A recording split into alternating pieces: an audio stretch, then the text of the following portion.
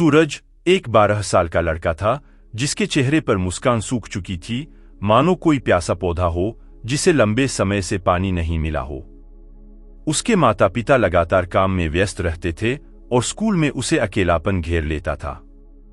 उसके दोस्त हमेशा नई वीडियो गेम्स और महंगे खिलौनों के बारे में बातें करते थे जो सूरज के लिए दूर के सपने थे। हर बातचीत उसे याद दिलाती थी कि वह कितना पीछे है, कितना कम है उसके पास। सूरज अक्सर पार्क में अकेला बैठा रहता, टूटे हुए खिलौनों से खेलता हुआ, उसकी आंखों में एक वीरानी तैरती रहती। एक शाम सूरज पार्क में घूम रहा था जब उसे एक विशाल बरगद के पेड़ के नीचे बैठा हुआ एक बुजुर्ग साधु दिखाई दिया। साधु की आंखें बंद थीं, उसके चेहरे पर ऐसी शांति थी मानो ब्रह्मांड का सारा सुख उसके भीतर समाया हो। सूरज धीरे से साधु के पास गया, मानो डरता हो कि कहीं उसकी शांति भंग न हो जाए। साधु ने अपनी आंखें खोलीं और सूरज को देखकर मुस्कुराया। उसकी मुस्कान सूरज के लिए सूरज की पहली किरण जैसी थी जिसने उसके अंदर एक उम्मीद जगा दी। साहस जुटाकर सूरज ने कहा, ओ बाबा, मैं बहुत दुखी हूं। उसकी आवाज कांप रही थी, आंखों में आंसू छलकने को तैयार थे। साधु ने सूरज को अपने पास बैठा लिया और धीरे से पूछा, ओ बेटा, क्या हुआ? तुम्हें क्या दुख दे रहा है? सूरज फूट फूट कर रोने लगा। उसने साधु को बताया कि उसके पास कुछ भी नहीं है, नया स्कूल बैग, न फैंसी जूते, न ही कोई महंगा खिलौना। उसने अपने माता पिता की व्यस्तता के बारे में भी बताया और ये सब मिलकर उसे कितना अकेला बना देते हैं। हर शब्द के साथ सूरज का गम बाहर निकल रहा था, जिससे उसका दिल हल्का हो रहा था। साधु ने बड़े प्यार से सूरज का सिर सहलाया और कहा, ओ बेटा, खुशी कोई दुकान में नहीं मिलती जिसे तुम खरीद सको। ये तो तुम्हारे अंदर ही है, एक अनमोल हीरा जो अभी तराशा नहीं गया है। सूरज को समझ नहीं आया। उसने आंखें पोंछते हुए पूछा, लेकिन वह कैसे हो सकता है? मेरे पास तो वह सब कुछ नहीं है जो मैं चाहता हूं। साधु ने मुस्कुराया, खुशी इस बात पर निर्भर नहीं करती कि तुम्हारे पास क्या है, बल्कि इस बात पर निर्भर करती है कि तुम क्या सोचते हो और क्या करते हो। आओ, मैं तुम्हें एक कहानी सुनाता हूं। साधु ने सूरज को एक राजा की कहानी सुनाई जिसके पास महल, सोना, हीरे जवाहरात सब कुछ था। फिर भी राजा हमेशा उदास रहता था। एक दिन राजा जंगल में भटक गया और एक ऋषि से मिला। ऋषि ने राजा को बताया कि असली खुशी सादगी और संतोष में है। राजा ने ऋषि की बात मानी और महल छोड़कर जंगल में रहने लगा। वह सादा जीवन जीने लगा और आखिरकार उसे सच्ची खुशी मिल गई। कहानी खत्म करते हुए साधु ने सूरज से पूछा, ओ बताओ, राजा के पास सब कुछ होने के बाद भी वह दुखी क्यों था? सूरज ने सोचा और जवाब दिया, शायद इसलिए कि वह हमेशा और चीजों की चाहत रखता था। साधु ने सिर हिलाया, ओ बिल्कुल। और जब उसे सच्ची खुशी का रास्ता मिला तो उसे बाहरी चीजों की चाह नहीं रही।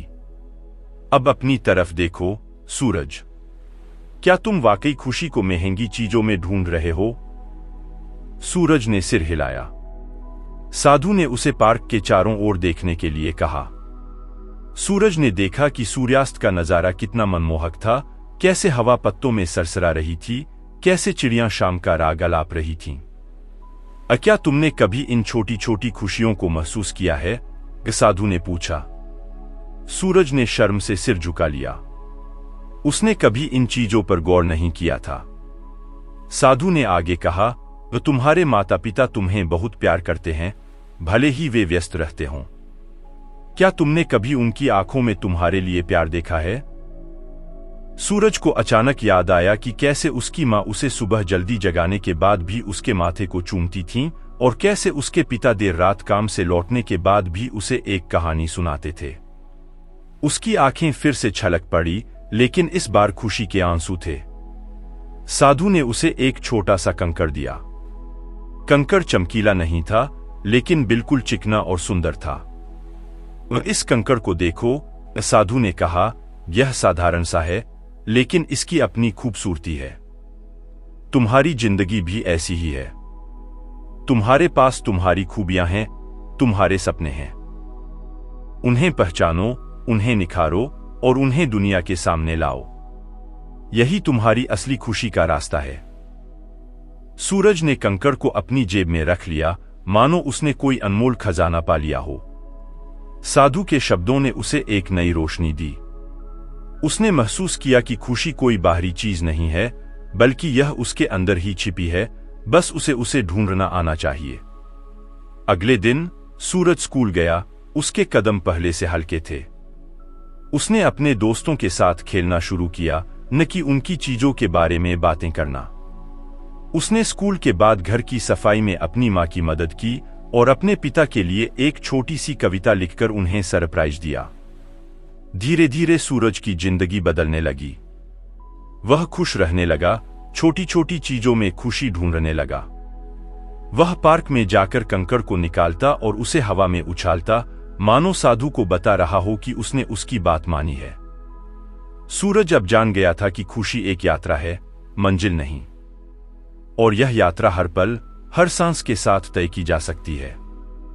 सूरज की कहानी हमें यह सीख देती है कि खुशी कोई बाहरी चीज नहीं है, बल्कि यह हमारे अंदर ही छिपी होती है। हमें सिर्फ उसे पहचानना आना चाहिए। महंगी चीजें या दूसरों के पास जो है उसे पाने की चाहत खुशी नहीं लाती। असली खुशी छोटी छोटी चीजों में, प्रेम में, सपनों को पूरा करने में और खुद को निखारने में मिलती है। यह एक यात्रा है जिसे हम हर पल तय कर सकते हैं, बस नजरिया बदलने की जरूरत है।